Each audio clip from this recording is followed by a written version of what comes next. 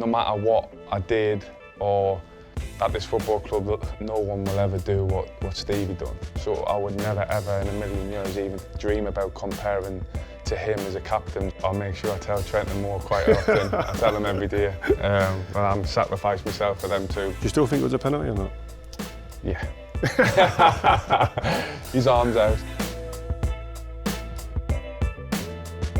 Well, Jordan, listen, thanks for coming along. This is Between the Lines. We've been waiting a while to get you on, to be honest with you. I've seen a lot of you on BT, but we've never actually got to get together. So I want to talk about leadership. Obviously, doing what you've done as Liverpool captain, kind of never been done lifting the Premier League. Just want to take you back. We're going to get to where the huge successes that you've had. But there was a time, as I think Brendan Rodgers, when he came in, accepted an offer from Fulham, was it? How do you deal with that? Obviously you've stayed and you've gone on to do magnificent things, but for any young player that's watching, or any player watching, there's going to be moments where it becomes a bit rocky. How did you manage to deal with that? I can remember it like it was yesterday really. It was just before we played Hearts at Anfield. We had a game on the night. I had a conversation with Brendan in the hotel the day of the game. And to be fair to Brendan, he sort of gave us the option. It was more the club that was willing to let us go. Brendan said, listen, it's down to you. You're not going to be starting as much as what you'd have liked, but I'll try and help you improve on what I need you to improve on. You're still young, and if you do that, then maybe you sort of get more game time as time goes on. So basically went back to my room, cried a little bit, and was devastated really. But from that moment on, I just tried to.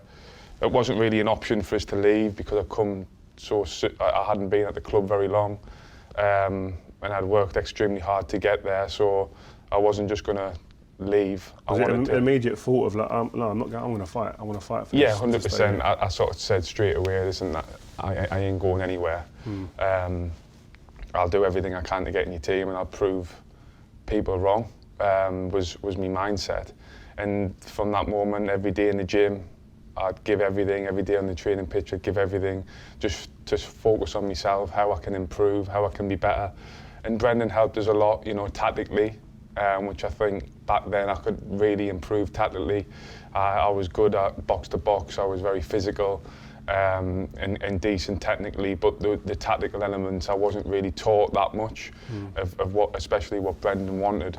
And he brought us in his office, he sat us down, he showed his position and where he wanted us with and without the ball, and I felt as though that helped us massively in the game, helped us understand football even more, and from that moment on I just grew in confidence as time went on, and to be fair to Brendan, he did help us a lot through that period.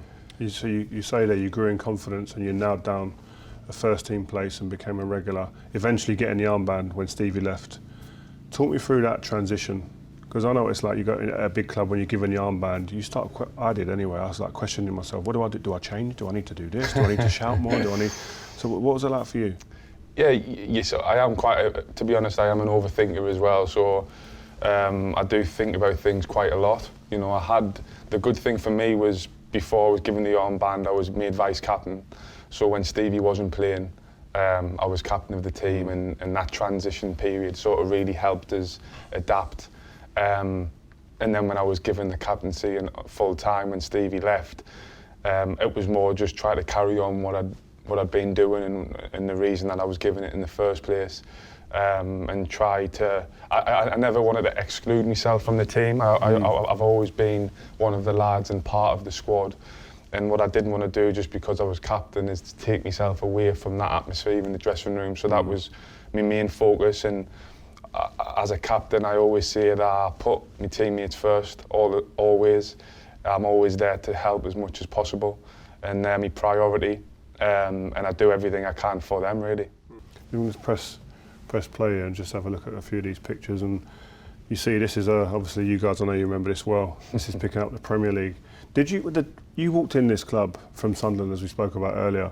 Did you ever imagine that you would be doing this, walking up them stairs to lift up the Premier League trophy? No captain for Liverpool's ever done, and lifted that trophy like that. Not really. I mean, that was a really special moment for me personally with. What do you say? With Kenny, because he was the one that brought us to the club. So for him to be handing the trophy over to me was a real special moment for me, and such a legend of this football club. So that was an incredible moment, and then to obviously see the lad's face with the trophy, something we've been waiting for a long time, to finally get to lift it was an incredible feeling. Unfortunately, fans weren't there, which was a big blow for us, but also for them because they've waited so long to see us lift it. But we're all thinking of them back home, and it still was a special moment on the night for sure. And you mentioned Kenny Dalglish there, and it's something I wanted to ask you about on the way here. I was thinking about it, is that those big figures at the club, the legends of the club, you see them around the club at the training ground, in the corridors at the stadium, wherever you see them. I used to feel that was, until I won, I used to look at them and feel almost inferior and thought, they've done it all, and I've not done nothing at this club. I can't even really shake his hand properly. And did you get that kind of feeling with these guys before you'd done this? Yeah, I think, to be fair, the gaffer, Jurgen, summed it up quite well when he first come in, as the legends and the trophies that the club had won in the past can sometimes become a burden, can be very heavy on the shoulders of the current players, and I felt that had been the case for quite some time, especially when we're just missing out in season 13-14 with Brendan. That was a big moment for us when we didn't get over the line, and then when Jurgen come in, that was one thing straight away he addressed, and he wanted to use them legends, key figures, and the trophies that the club had won and the history of the club in a more positive way rather than being a burden, which, like you see, is quite difficult when you meet them. But people like Kenny are incredible for this football club, and he makes the lads feel comfortable when you speak to him, and always encourages, especially in that start period for me when he brought us to the club. I can remember him, he used to bring us in his office and say, just calm down. You don't need to prove anything to anyone. You don't be too hard on yourself, because he could see I was frustrated with performance level, and I wasn't quite. I wanted to show everyone how good I can be. I was getting criticism, and he just said, calm down, just play football. Your manager, Jurgen Klopp, who I really admire, by the way, his charisma.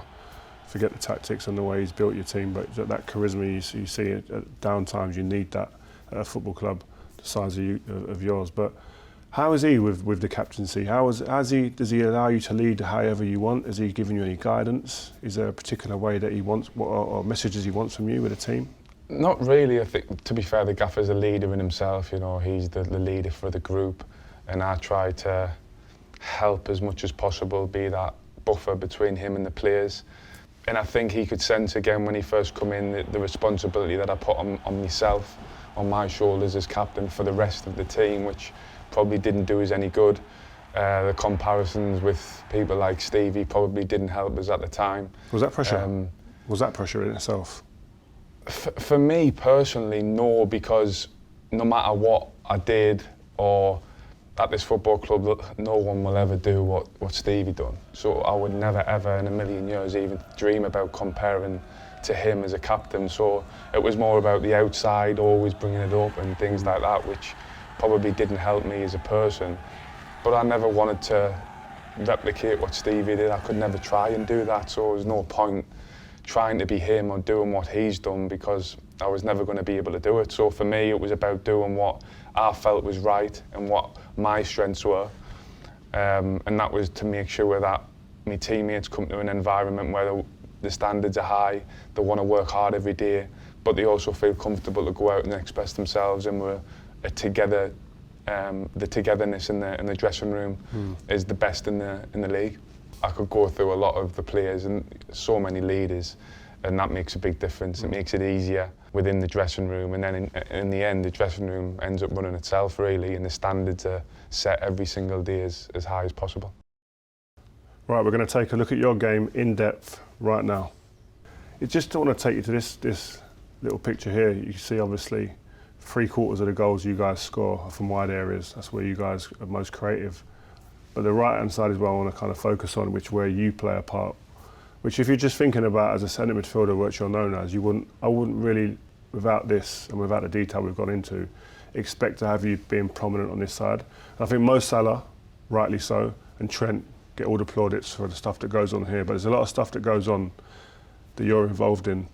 And until you look at it and you see the visuals, you wouldn't probably consider. So I wanted to just kind of take you through it. We see here, we'll let this start. And we see, this is you making this run in here. And I want to know why you're doing that. I'm going to show you more of this, but what's the reason for you to do this? And I've seen so many times that you're outside on the right-hand side, and you're meant to be a centre midfielder, and that's, by nature, that's what you are. But you spend a lot of time in these type of areas. Talk me through why. Well, I know people don't speak about it outside of here, but I'll make sure I tell Trent and Mo quite often. I tell them every day. I'm sacrifice myself for them too. But the reason for them runs is to basically create space. You know, if I make the diagonal run, Trent can either play me in, or it creates more of a space in here for Div to drop there. You know, the space that it creates in there because the players. That space you're talking about. Yeah, there. the players followed me out, so it's more of a corner run. More, he's not facing the right way, but could either players in the channel. But because he's come, the space that it creates there for Div to drop in, for Trent to run into, that's something that it's so hard to defend. And that's I'd say a lot of my strengths within that position is running off the ball, you know, and trying to create space for other people. But also, if people don't follow the run that I make, then I'm free to get the ball. And this one again here, there you are there, making that run out of there. Yeah. And again, Trent, and we've seen it with a lot of fullbacks, Man City do this very well as well, that the fullbacks are starting to come inside the pitch, and you create that space by making your way out. You see yourself go there. And at one part of this, almost you become the highest and widest player that they've got. And like, you're the centre midfielder. I normally expect to see the centre midfielder hanging about here. This is where I normally see you and think, you know what, that's where I'd say, if I were to look at Jordan on a football pitch, they're the areas I think I'd see. But in terms of effectiveness, one of the most effective parts of your game at the moment I've seen in recent couple of years has been this. And the ability then, when you chop back here, to give this man this amount of space. And we all know what he's like when he's got a bit of space like this. And is that what the main thing is, to try and get him or Mo on the ball? Yeah, I think the quality Trent possesses with both feet, really, to get him in positions where like he can produce like that and get him more centrally so he can pick his passes out. And I can just sort of move and make the runs to try and create space for him, for more. And like I say, if the players don't stay with me run, then they can play me in and I'm free anyway. This is a big thing, being up for second balls. Beautiful. I have a good relationship with Mo on the side, to be fair, and he does help me because he makes everything look so easy and makes me look good. But I think you can see me positioning at the beginning of the clip when it's a long ball. You know, I always like to try and be off the back of the midfielder because I know when I play there, I hate it when someone's behind you. De Bruyne's really good at it. You always got to check your shoulders to make sure where he is. But I can be there for second ball. You know, as soon as that ball's played there, so that ball goes there, you know immediately that you're looking to just get as close as you can to him to get that second ball. So even if the defender wins the header, I can there to pick seconds up. And you're on the other side of the two midfielders. And they can't get back in time. I think that's a big thing for midfielder in that position. So how good is this man? Listen, is he the best in the world right now, Mo Salah? For me, yeah, but I'll be biased on that. But yeah, for me, he's been phenomenal for a number of seasons, and the numbers that he's got, goals, assists. But even his general play, his work rate for the team, his leadership within the group, yeah, he's an outstanding player, and hopefully he can just keep going from strength to strength and help us be more successful in the future. Signing that new deal. That would be nice, yeah. But here again is like the defending element that I really like from you. Again, look, there's you hanging about in that area. And there's Trent. Now, you're the centre midfielder and that's the right back. Just talk me through why it's changed. This position's evolved, and the relationship between you and Trent is an interesting one. Yeah, I think there you've got to understand, obviously, position changes, which confuses opposition. But if we lose the ball there, then I've got to have the mindset of I need to recover for Trent because I know he's higher up in the position where I may normally be. So it's about knowing your position, but I quite like the flexible triangle we create with me, Mo and Trent, or whoever's playing on the right side. Creating that flexible triangle really helps, and it's the same on the left side, but it really helps move teams and cause a little bit of uncertainty into where players are and things like that. When you look at Trent there, is he playing more forward as well in that inside area, because he can be far more dangerous nearer to goal as well? Yeah, you get him high up the pitch, you get him to be able to play the last pass, little quality balls like that. Yeah, again here Trent is a bit higher, so I'll have to be there for protection. But I'm showing you this clip for another reason actually. I wanted you to just look at you, right? Here's you. Everyone keep your eye on Jordan here. Trent's just give the ball away, by the way. Who's in front of you? Is this part of the way you lead as well? Because you don't see this often. This is what I like. You got the he probably says he hates that, and I'm on his case quite a lot because is that part of captaining for you? He's probably the closest person to us all the time. But sometimes, you know, I try to keep people on the toes and keep them switched on within games. There's periods in games where I feel as though we become a little bit sloppy and take our foot off the gas a little bit, and that really frustrates us at times. And I try to keep people going all the time, no matter what the score is. If it's 1-0, 2-0, 1-1, people have got to make the right decisions constantly, and I do try to keep people on the toes, if you like. But if you ask them, they'll probably say I do it too much. Moany. That's what I used to get called, Moany. Here you are here, and this is the part of your game here, and keep your eyes on where you are there. But I like smelling danger. And that player in front of a centre-back where I used to play is a vital one, where they stop and sniff out those attacks. Yeah, I think, again, a lot of my game adapted quite a bit when Jurgen come in, and I played a lot as a number 6, which was tough again, looking back. Sorry, just to cut you there, 8, 6, what would you say this is me? That encapsulates what Jordan Henderson is. For me, I think I'm more effective as an 8. If you ask the gaffer, I'm not sure what he'd say actually. I can play both positions, and to be fair, that is down to the gaffer, because I never really thought about myself as a 6 and a holding midfield player. And at the beginning, it was tough, it was difficult, and there was periods where I was thinking, I'm not quite sure, but he stuck with us, he helped us. And I felt as though I got to a high level playing in that position. You know, I could do that position very effectively. But when you've got someone like Fabinho in the team, who for me is the best in the world at it. Would you say he's the best in the world, yeah? For me, at that position, I think he's incredible. And he's a huge player for the way we play. And when I play 8, to have him behind you, is amazing really. It's an incredible feeling to be able to go off and sort of press and do your thing going forward. So yeah, for me, I would see it as an 8, but at the same time I feel as though I can play at a high level at 6, especially if Fab's injured or misses games.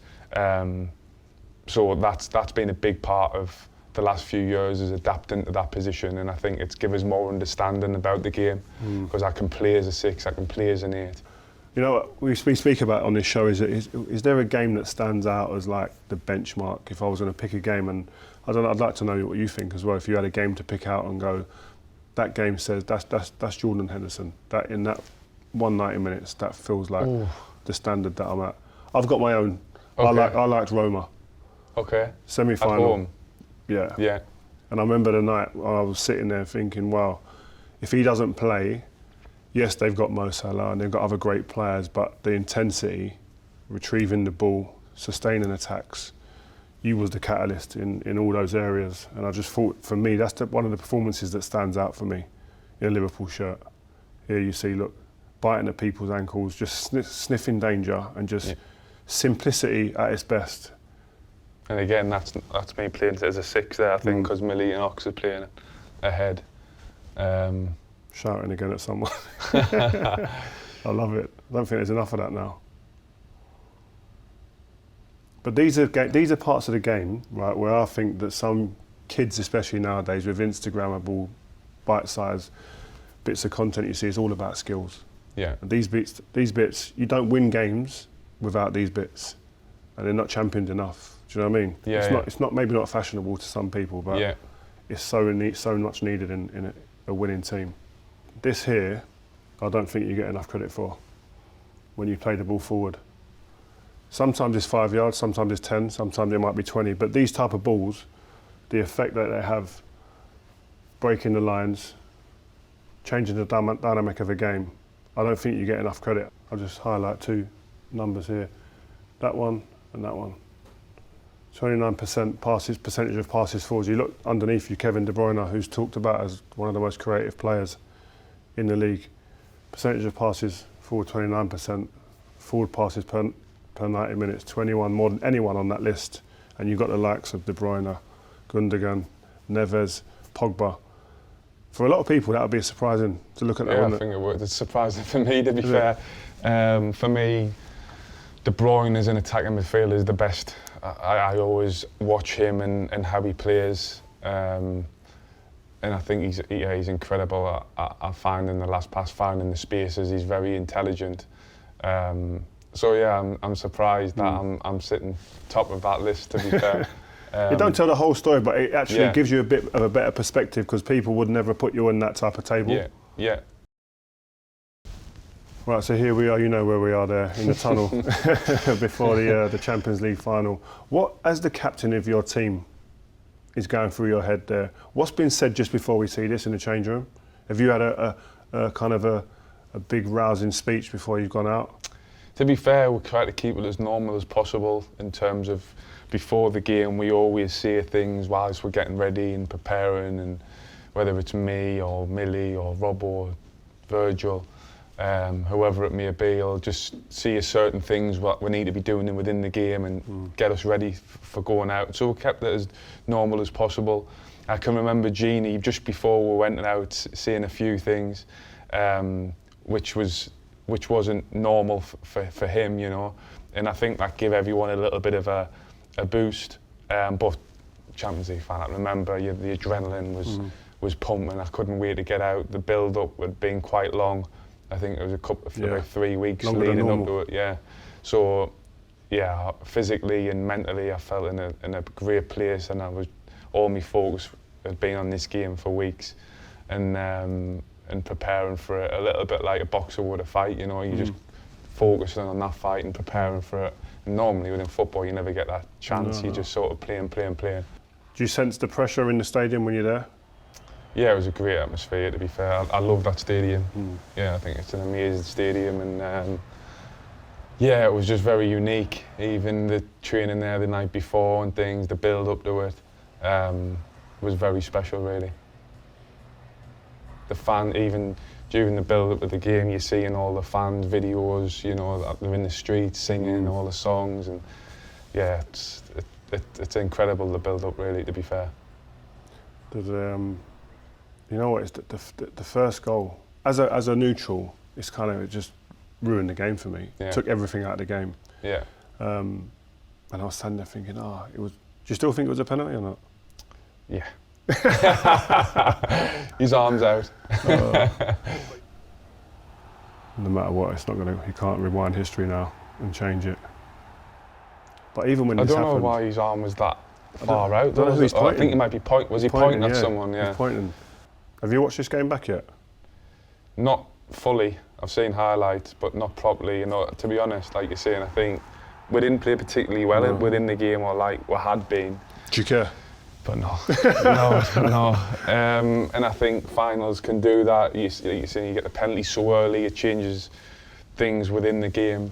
Even though I felt as though we defended for large parts, especially first half, I felt as though we were quite comfortable at defending in the low block, and then I knew if we got the chance going forward with Mo, Sadio or Bobby, we could really hurt them and get the next goal. But thankfully, Divock ended up coming up with it. I thought that was in as well. But I just thought you just felt, obviously there's a couple of little glimmers of hope for Spurs, but at no point did I think, you know what, Liverpool on the rack.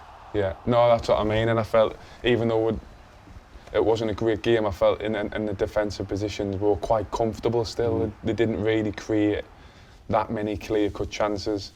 I think a big factor in getting your hands on the silverware, I think, is a goalkeeper having that confidence of that commanding figure behind you. No disrespect to the keepers that have been playing before him, but this is a world-class operator. How important has he been? Massive. I think as a signing, it's one of the best signings the club has probably done in a long, long time for me. He's incredible. But yeah, you feel so safe with him behind you. You know, he can pull off worldies. He's so comfortable and calm when he's playing out, and it just makes a massive difference to the whole team. You can never underestimate that position, I don't think, when you've got that calmness behind you, that confidence in that goalkeeper. Here you were talking about Origi. This is some finish, you know, on his left foot. Yeah. And to be fair to Dave, I think, like I see in training, and that's standard for him. Is it? Yeah, that's standard. Which was when he shifts it onto his left, I'm thinking, yeah, this chance, because, yeah, he left and right foot, he can just drill it in the bottom bin every time. Do you believe that there are some players that are just better off the bench? I don't think he'll say that. I think he'll probably want to still be starting and playing every game. But to be fair to Dave, his attitude to be able to not start games and to continue to come on in games and have a huge impact and affect them in big games as well, like this, in the derbies and big games when we've needed him. Even this season, not so long ago, when he's come on at Wolves away, I think, and found the winner there. So he comes up with them big moments, and he's been a big player for us. It's a habit. It's a good habit to have that, isn't it? Yeah. Talk me through the shuffle. Do you know you do the shuffle? To be fair, that wasn't something that I thought about beforehand. But what I did want to do is I wanted to sort of, rather than just getting the trophy and sort of lift, I can't really see my teammates. You know, I wanted to be able to see them just before, and their faces and stuff before you can see I turned there to see them. They live with you forever, that now. Yeah, that feeling of just seeing all the faces, how happy they were. And then lifting the trophy obviously was something that I've dreamt of since I was a kid, and just an incredible feeling, really. Which one's better? Which one felt better, that or the Premier League?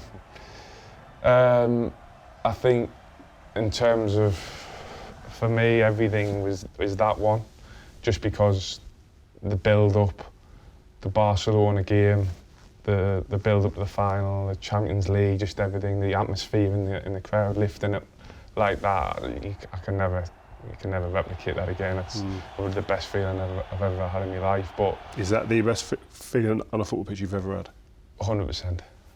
That's the best feeling I've ever had on a football pitch. And then the Premier League, yes, again, because we waited so long as a football club, as the fans, 30 years, to be able to lift that was incredible, but it probably doesn't beat that just because the fans weren't there. You know, I might say something different if it was a full Anfield. I was going to say that. And it felt a bit different, and the fans would play a big part. But to be honest, as Premier League, to lift the Premier League, I'd lift it in my back garden if I needed to, and I don't really care. So, yeah, they were both special and amazing moments, but that one is probably the best feeling I've ever had, yeah. You mentioned the special moments, and I had to just play this one because talk me through this, the impact that he's had on your career. Yeah, crazy how I managed to spot him and how he managed to get down, really, because families couldn't get down, and it was a bit of a nightmare for the families to come down. So to get down, I don't know how he did it, and then to see him straight away after that was again a feeling that'll stay with us forever because of everything that he sacrificed for me, what he went through for a few years leading up to that,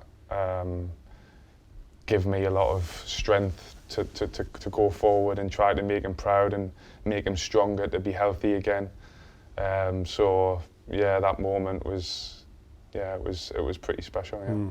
People don't get often to understand the importance of the people that surround the player that we see on the pitch, do we? The importance of almost like a glorified taxi driver your parents become. Yeah. They're taking you here, they're up and down the country, sometimes abroad. Yeah. That, like you said, the key word is sacrificing a big part of their lives just for you, to enable you to go and play. So I really do. I appreciate that type of moment. Good luck. Thanks really very good much. to see you. Appreciate Cheers, your Rio. time. Thank you. Top man.